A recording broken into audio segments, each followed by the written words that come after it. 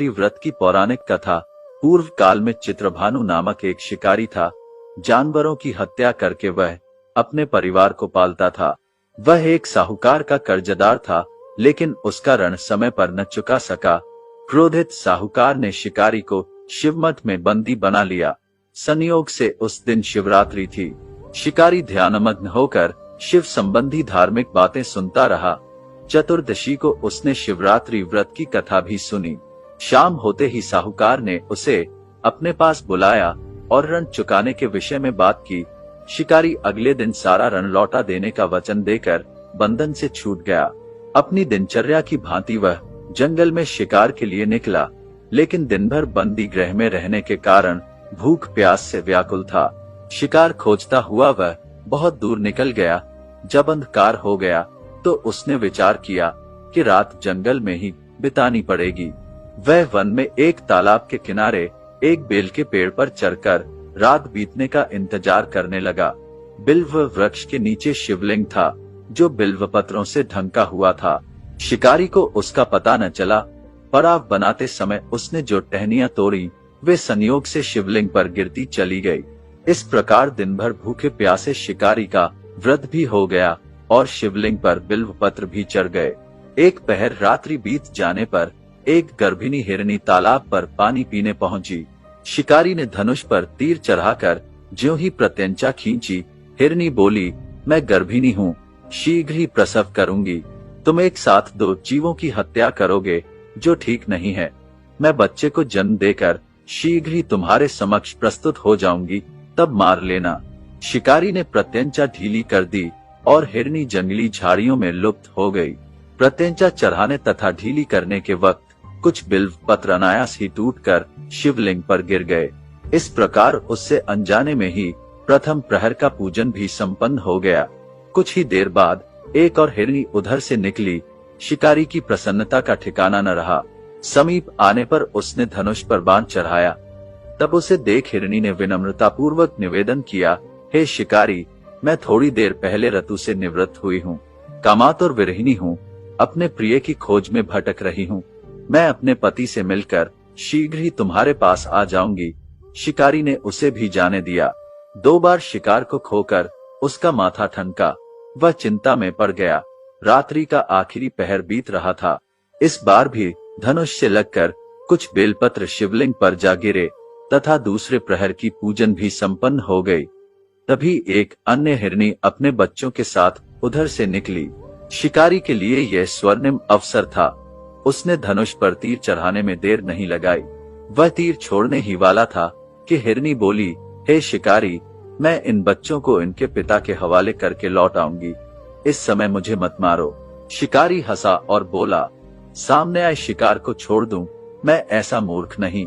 इससे पहले मैं 2 बार अपना शिकार खो चुका हूँ।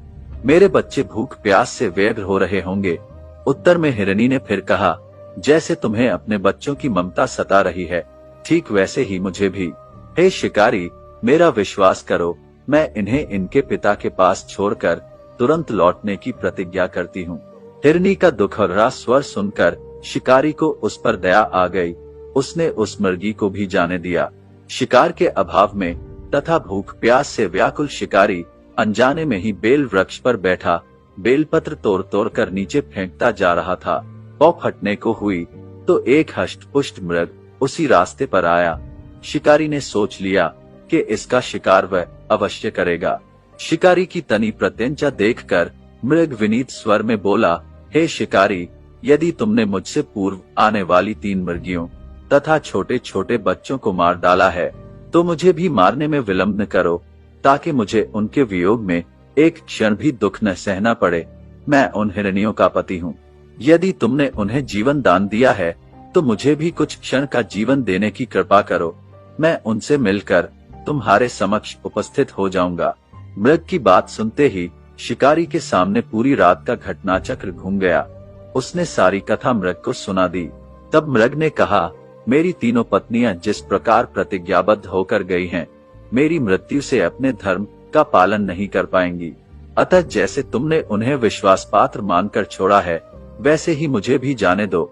मैं उन सब के साथ तुम्हारे सामने शीघ्र ही उपस्थित होता हूँ। शिकारी ने उसे भी जाने दिया। इस प्रकार प्रातः हो आई।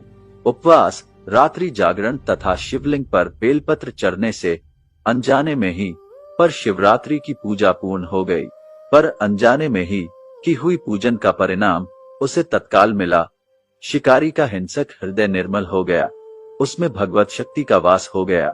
थोड़ी ही देर बाद वह मृग सपरिवार शिकारी के समक्ष उपस्थित हो गया ताकि वह उनका शिकार कर सके, किंतु जंगली पशुओं की ऐसी सत्यता, सात्विकता एवं सामूहिक प्रेम भावना देखकर शिकारी को बड़ी ग्लानि हुई। उसने मृग परिवार को जीवन दान दे दिया। अनजाने में शिवरात्रि के व्रत का पालन करने पर भी शिकारी को मोक्ष की प्राप्ति हुई। जब मृत्यु काल में यमदूत उसके जीव को ले जाने आए तो शिवगणों ने उन्हें वापस भेज दिया तथा शिकारी को शिवलोक ले गए। शिवजी की कृपा से ही अपने इस जन्म में राजा चित्रभानु अपने पिछले जन्म को याद रख पाए तथा महाशिवरात्रि के महत्व को जानकर उसका अगले जन्म में भी पालन कर पाए। शिकारी की कथानुसार महादेव तो अनजाने में किए गए व्रत का भी फल दे देते हैं, पर वास्तव में महादेव शिकारी की दया भाव से प्रसन्न हुए। अपने परिवार के कष्ट का ध्यान होते हुए भी शिकारी ने मृग परिवार को जाने दिया। ये करुणा ही वस्तुतः उस शिकारी को उन पंडित एवं पुजारियों से उत्कृष्ट बना देती है जो कि सिर्फ रात्रि जागरण, उपवास एवं दूध, दही, बेल पत्र आदि द्वारा शिव को प्रसन्न कर लेना चाहते हैं। इस कथा में सबसे महत्वपूर्ण बात यह है कि इस कथा में अनजाने में हुए पूजन पर विशेष बल दिया गया है। इसका अर्थ यह नहीं है कि शिव किसी भी प्रकार से किए गए पूजन को स्वीकार कर लेते हैं अथवा भोलेनाथ जाने या अनजाने में हुए पूजन में भेद नहीं कर सकते हैं। वास्तव में वह शिकारी शिव पूजन नहीं कर रहा था। इसका अर्थ यह भी हुआ कि वह किसी तरह के किसी फल की कामना भी नहीं कर रहा था। उसने मृग परिवार को समय एवं जीवन दान दिया जो कि शिव पूजन के समान है। शिव का अर्थ ही कल्याण होता है। उन निरीह प्राणियों का कल्याण करने के कारण ही वह शिव तत्व को जान पाया तथा उसका शिव से साक्षात्कार हुआ। परोपकार करने के लिए महाशिवरात्रि का दिवस होना भी आवश्यक नहीं है। पुराण में 4 प्रकार के शिवरात्रि पूजन का वर्णन है। मासिक शिवरात्रि, प्रथम आदि शिवरात्रि तथा महाशिवरात्रि।